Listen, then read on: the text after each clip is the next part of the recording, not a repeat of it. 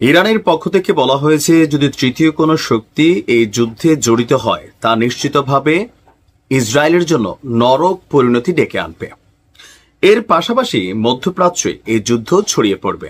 Even যেই মিত্ররা ইসরায়েলকে ইরানের বিরুদ্ধে হামলা চালানোর জন্য ক্ষেপণাস্ত্র অথবা যুদ্ধ বিমান অথবা যে কোনো সামরিক সরঞ্জাম দিয়ে সহযোগিতা করবে, তাদের কোনো স্থাপনা, তাদের কোনো ঘাঁটি যদি মধ্যপ্রাচ্যের কোনো দেশে থাকে, তাহলে ইরানের পরবর্তী টার্গেট হবে সেই দেশের সেই সামরিক স্থাপনাগুলো।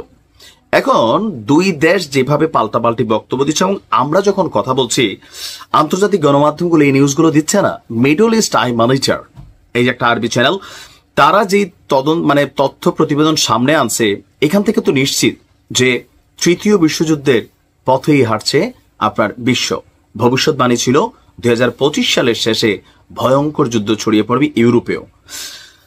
দর্শক, আপনার ইরানের হামলায় ইসরায়েলের প্রতিরক্ষা ক্ষেপণাস্ত্রের অবস্থা খুবই বাজে অবস্থা। আমরা বলছিলাম যে ইরানের পতাকা ফাঁদে তাদের যে আকাশ প্রতিরক্ষা সিস্টেম সেটা অনেকটা ব্যর্থ হয়ে গেছে।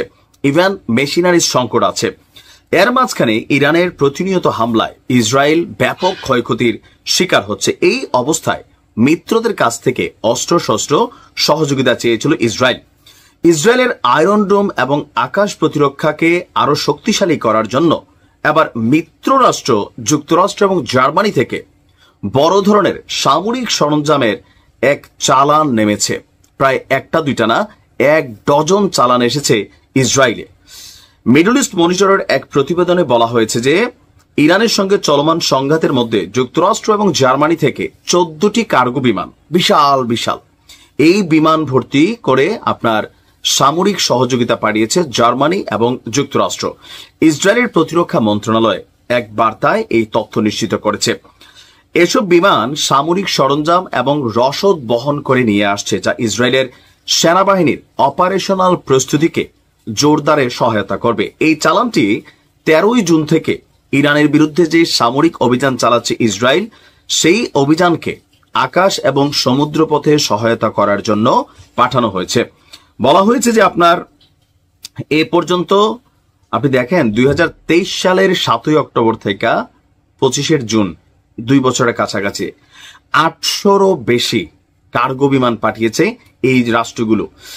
এখন এই সিচুয়েশনের মধ্যে ইরানের যে বার্তা বা তাদের এই বার্তা, আপনি দেখেন দুইটা রাষ্ট্র, কোন দুইটা রাষ্ট্র যারা রাশিয়ার বিরুদ্ধে খুবই অ্যাক্টিভ, এবং কি এই ইরান ইসরায়েল যুদ্ধে জার্মানির যে বক্তব্য ছিল যে নোংরা কাজটা আমরা করতাম না, সেটা ইসরায়েল করে দিচ্ছে, সো আমাদের উচিত ইসরায়েলকে সহযোগিতা করা। আবার G7 এর যে বৈঠক হয়েছে সেইখানেও তারা একমত হয়েছে ইসরায়েলকে সহযোগিতা করবে।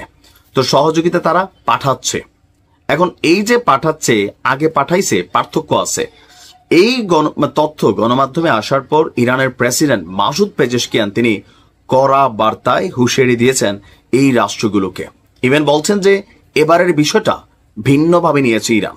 আর অলরেডি আমরাও গেল নিউজ করি হয়তো 5-6 বছর, বাট এই যুদ্ধগুলার যে আপডেটগুলা টেলিভিশনে গণমাধ্যমে দেখছি, এরকম কিন্তু পাল্টাপাল্টি লম্বা সময় যুদ্ধ হয় না। এবং ইরান যতটা এখন অ্যাডভান্টেজ পাইতেছে বা যে জায়গাটা আছে, এরকম দৃশ্য কিন্তু আর আগে আমরা কখনো দেখি নাই।